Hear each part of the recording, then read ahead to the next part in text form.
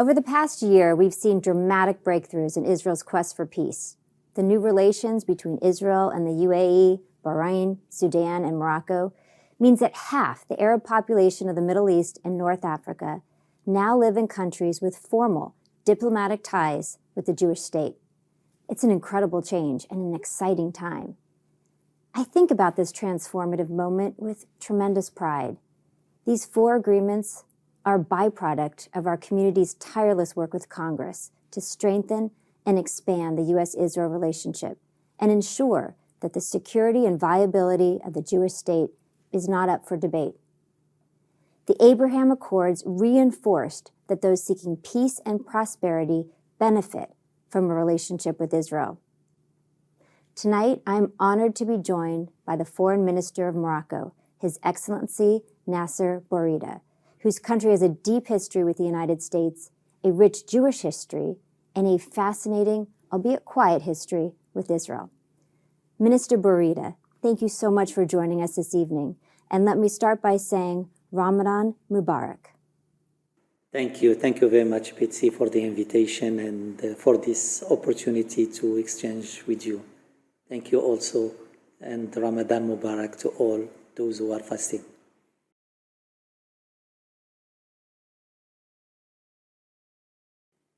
So Morocco is a country of great interest to many of our members, and many have ties with Morocco. Can you talk to us a little bit about the historic ties of Morocco and the Jewish community, both in Morocco and in Israel?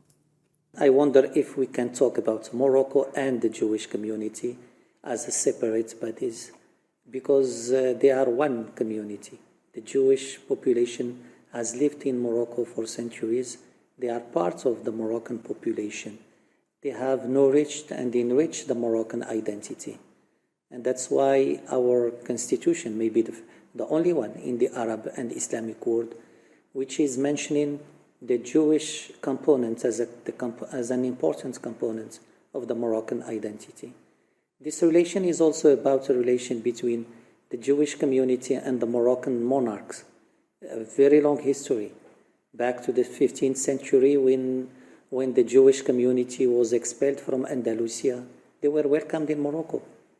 Late King Mohammed V rejected the anti-Semitic laws of the Vichy regime and refused to hand over the Moroccan Jewish community to the Nazi regime. He said, if you take them, take my sons also. And today, His Majesty the King Mohammed VI is doing a lot also to preserve this legacy. His Majesty ordered also the renovation of almost 170 cemeteries and holy sites in Morocco, and more than almost 20 synagogues have been restored. Today in our school curricula, the reference to the Jewish components of the Moroccan history is there, and which is a unique fact in the Arab and the Islamic world. And Morocco is the only Arab and Islamic country with Jewish communities still living here, with its synagogues, with its tribunals, with its all its structures as normal components of the Moroccan identity and the Moroccan people. So that's why this relation is very particular. It's unique in the Arab world, and it has been safeguarded by the commitments of the kings of Morocco, but also the willingness of the Moroccan people. Thank you for that explanation. I think that's really important for not just our members, but for everyone to understand. Morocco also has relations with Israel. Can you describe to us a little bit about, in December, the decision to enhance this relationship with Israel? To understand the relation with Israel, you should link it to the relation with the Jewish community. It's for Morocco, that was a normal relation. We had contacts for years. We had formal relations in 1994, and people-to-people relation was kept. Of course, there was a break in the formal diplomatic relations for some years, but the contacts with Israel didn't stop. As His Majesty King Mohammed VI said, this decision of Morocco in December is not an opportunistic decision. It's a decision of conviction, and it is a natural decision because of these ties and because of the involvement, the historical involvement of Morocco in peace. This is it's a very exciting time, and if you can just give us an idea of some ways now that we're in this moment to strengthen the interaction between the two peoples. After the 10th of December, where the declaration of restoring the relations was made, there was an agreement, a trilateral agreement signed some days after between Morocco, Israel, and the United States. And this document, a legally binding document, has different components. A recognition by the United States of Moroccan sovereignty over the Sahara, commitments by Morocco to develop the relations with Israel, and a commitment by Israel also to engage in a deep cooperation with the Kingdom of Morocco. Since that moment, we have taken concrete steps to translate into facts this declaration. The liaison offices have been opened in Rabat and in Tel Aviv, and they are working normally today with diplomats. We have established also 8 working groups on diplomacy, security, water, agriculture, tourism, etc., where we need to deepen the cooperation.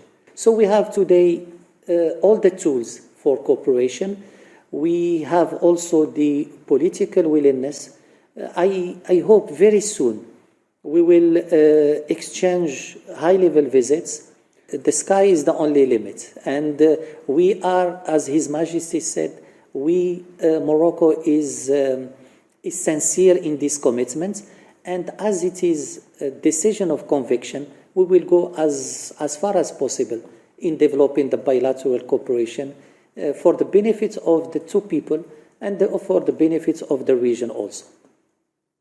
It really does sound like the sky's the limit. That's fantastic. So you mentioned a trilateral relationship between U.S., Israel, and Morocco. So I just want to talk about the U.S. for a second.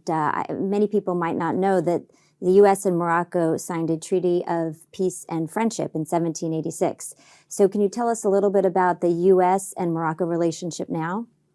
We have a strong political component through a strategic dialogue. We have a military commission to coordinate. We are the only African country to have an FTA, a free trade agreement with the United States. We are a non-NATO ally of the United States since 2004. And we have a very counter-terrorism and military component. So the relation is deeply rooted, the relation is adapted. Today we can work also on climate change, we can work on developing Africa, and we can work for promoting peace, including in the Middle East. Morocco cut off ties with Iran in 2018 because of Hezbollah activity in Morocco. At AIPAC, we're very focused on Iran and its surrogates and the threats to not just this region, but to the entire world. So what is Morocco doing about the activity with Iran and its surrogates, and how do you see working with friends like the U.S. and Israel to combat that threatening activity? So the threat is the same, and we need to coordinate. We need to work as allies to face these threats. Maybe people know more about Iran nuclear activities, but Iran is also acting through proxies to destabilize North Africa and West Africa. Iran has been threatening Moroccan territorial integrity and its security by supporting Polisario, by giving arms to Polisario, and by training Polisario militia to attack Morocco. Iran is also spreading through the Hezbollah its activities in West Africa. And today we are still vigilant to the threats Iran is presenting to our security and to the security of the Moroccan people. As you know, the Sahara issue is crucial for Morocco. Its territorial integrity is the key of the stability of this country. All those who are trying to destabilize Morocco are using the Sahara issue as a tool. And Iran, Hezbollah, and Polisario are doing the same.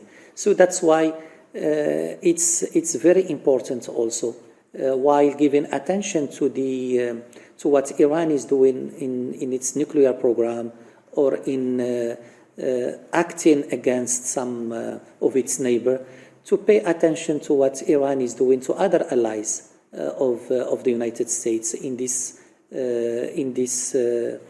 area of the world. So Morocco took a real leadership role among Arab states in normalizing relations with Israel. How do you see Morocco moving forward and maybe inspiring other Arab countries to also normalize relations with Israel? We think that the regional dynamic is very important. Regional stability is very important, even for promoting peace between Israel and Palestine. Morocco has had a pioneer role in the Middle East process, and Morocco is ready today also to contribute to that. Morocco has been against those who are challenging the even existence of Israel. Morocco was against that even in the 80s, and late King Hassan II was clear in Fez in 81 that the normal relations with Israel could be a tool for peace. But at the same time, we hope that all the efforts will be made from all parts, including from Israel, to promote a genuine peace, a peace which will preserve the security of Israel, the security of its people, the stability, but which also allow the Palestinians to get their rights. Morocco has been successful in bringing some Arab countries, even Egypt in the 70s or others after. But Morocco is willing to contribute to that, the regional dimension, by making